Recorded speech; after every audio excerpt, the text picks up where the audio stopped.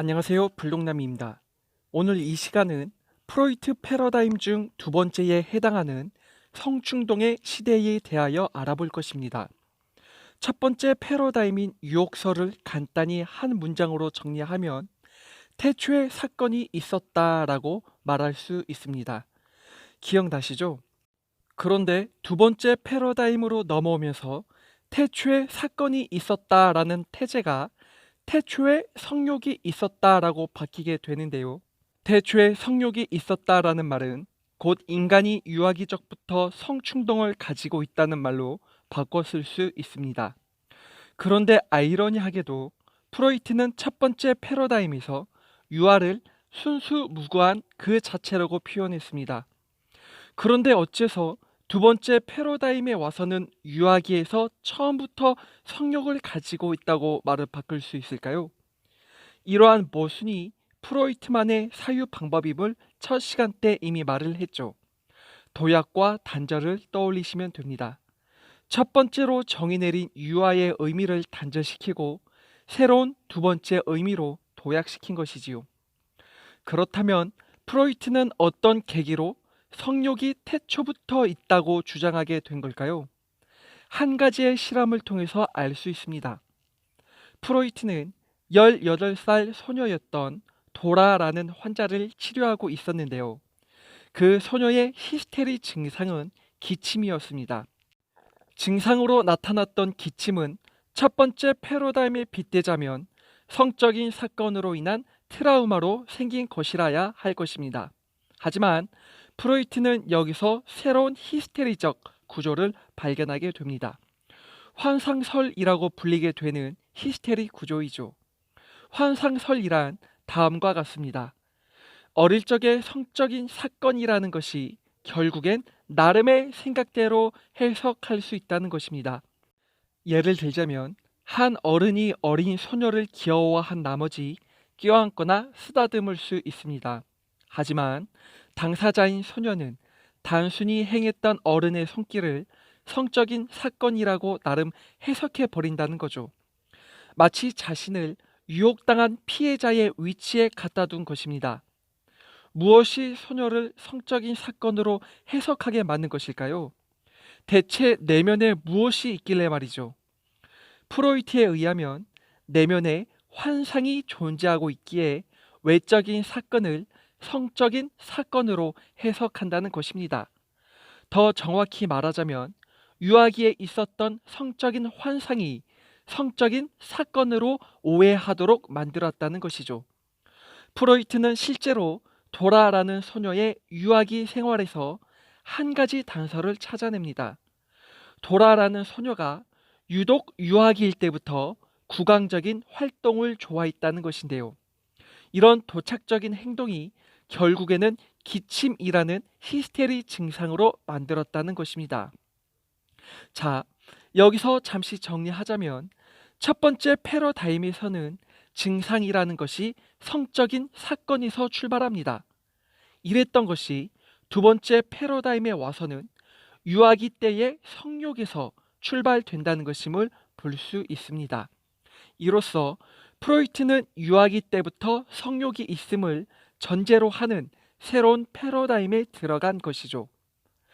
그런데 여기서 한 가지 신기한 사실은 유아기 때의 성욕이 다양하면서도 도착적이라는 것입니다. 반면 억압의 과정을 거치며 성인이 되었을 때에 드러나는 성욕은 단순하고 단일적이라는 것입니다. 예를 들자면 유아기일 때는 손가락을 빨다가도 다른 것에도 집착을 합니다. 하지만 성인이 되었을 때는 신경증 같은 한 가지의 단순한 증상으로만 나타남을 볼 수 있지요. 그 이유는 성억압의 시기에 도착적인 것들이 부분적으로 사라졌기 때문입니다. 이러한 과정들을 보았을 때 프로이트는 히스테리 증상을 두 단계로 나눕니다. 첫 번째는 잠복기이고요. 두 번째는 사춘기입니다. 먼저 첫 번째 잠복기는 성이 억압되는 시기입니다. 다양하게 도착적인 유아기에서 성인으로 옮겨가는 과정을 말하는 거죠.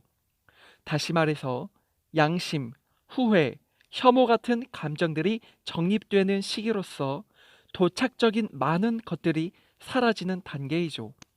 이러한 시기를 잠복기라고 합니다. 잠복기 다음으로는 사춘기입니다. 사춘기 시기는 잠들어 있던 성욕이 깨어나 성인이 되었을 때 증상으로 나타나는 단계인데요. 다시 말하자면 유아기에 있었던 도착증이 잠복되어 있다가 사춘기에 이르러 증상으로 나타나는 시기라고 생각하시면 됩니다. 자, 그리고 여기서 한 가지 중요한 부분을 짚고 넘어가고자 합니다.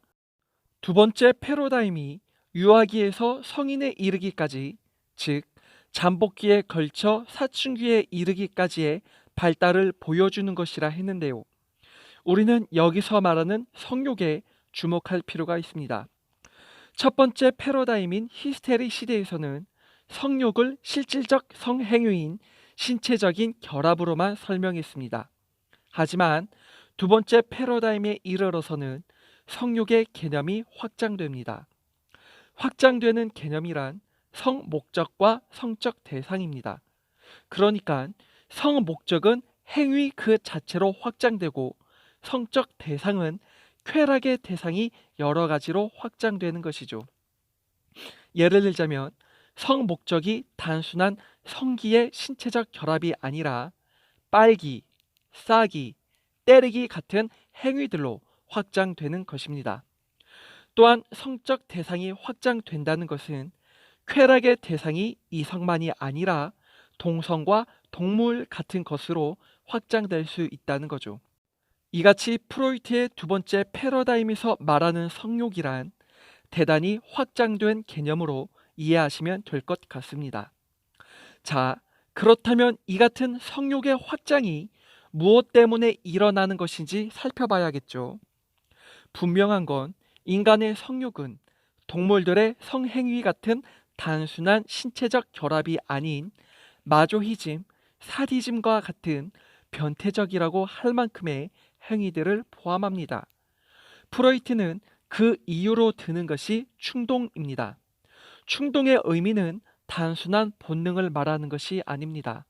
충동이라 함은 정신적인 영역을 포함하는 것으로 신체적인 자극을 북돋아주는 대표적인 기능이라 생각하시면 됩니다. 정리하자면 인간의 성욕이란 인간의 정신 속에서 확장된다는 것이죠.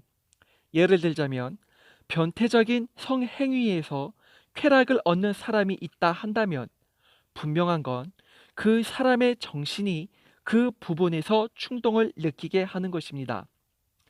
이같이 충동을 보자면 빨기, 싸기, 때리기 같은 특정 행동에서 쾌락을 느끼고 젖가슴, 똥 같은 특정 대상에서 쾌락을 느끼게 하는데요. 여기서 알 수 있는 사실은 충동이 지극히 구조적으로 특정한 부분에 도착적이라는 것입니다. 그래서 프로이트는 충동을 부분 충동과 같은 말로 사용합니다. 충동은 곧 부분 충동이라고 하는 거죠. 자, 우리는 지금까지 히스테리 증상이 태초의 성욕에서 비롯된다는 것을 알았고, 증상이란 잠복기에서 사춘기를 거치는 발달론적 양상을 보인다고 했습니다. 그리고 여기서 말하는 성욕이란 확장된 개념이라고 했지요. 그리고 이제 마지막으로 말하고자 하는 것은 퇴행과 고착이라는 개념입니다. 앞 내용을 이해하셨다면 퇴행과 고착이라는 의미는 자연스럽게 풀리는데요. 먼저 퇴행이라는 말을 알아봅시다. 우리는 두 번째 패러다임에서의 증상은 유아기의 성욕에서 비롯된다고 했습니다. 그리고 이러한 성욕이 사춘기에 들어서면서 증상으로 나타난다고 했고요. 이 말을 다르게 표현하자면 성인이 되어서 나타나는 증상이란 유아기로 퇴행했기 때문에 생겨난 것이라고 볼 수 있습니다. 즉, 신체적으로는 성인이 됐어도 유아기 시절로 퇴행했기 때문에 증상이 남아 있다는 것이죠. 결국 퇴행이란 유아기 시절에서 벗어나지 못했다고 할 수 있습니다. 고착되었다는 말이죠. 고착이라는 말은 어느 한 곳에서 요지부동한 것을 말하잖아요. 쾌락을 추구하는 성적 충동인 리비도에서 벗어나지 못한 채 계속해서 쾌락을 탐닉하고 있는 상태에 머물러 있음을 말합니다.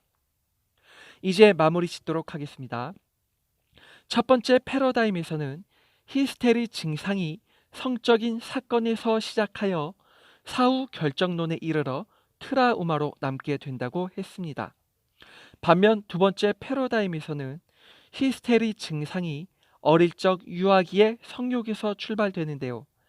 유아기의 성욕이 억압이라는 시기인 잠복기를 거치다 사춘기에 이르러 증상으로 나타난다는 것이지요. 그리고 사춘기에 이르러 나타나는 증상은 유아기 시절로의 퇴행과 고착이라 할 수 있습니다. 우리는 첫 번째 패러다임과 두 번째 패러다임의 확연한 차이점을 발견할 수 있습니다. 바로 발달이라는 개념입니다. 앞 시간도 설명했지만 첫 번째 패러다임에서는 정신이란 하나의 공간으로 인격적인 성격도 없을 뿐더러 발달이라는 개념이 없다고 했습니다. 하지만 두 번째 패러다임에 와서는 충동이라는 정신이 성욕을 확장시켰다는 발달의 개념을 설명했습니다. 자, 이렇게 해서 네 번째 시간을 마치도록 하겠고요. 다음 시간에는 두 번째 패러다임 차원에서 이루어지는 미시적인 일들이 무엇인지 살펴보도록 하겠습니다. 지금까지 시청해 주셔서 감사합니다.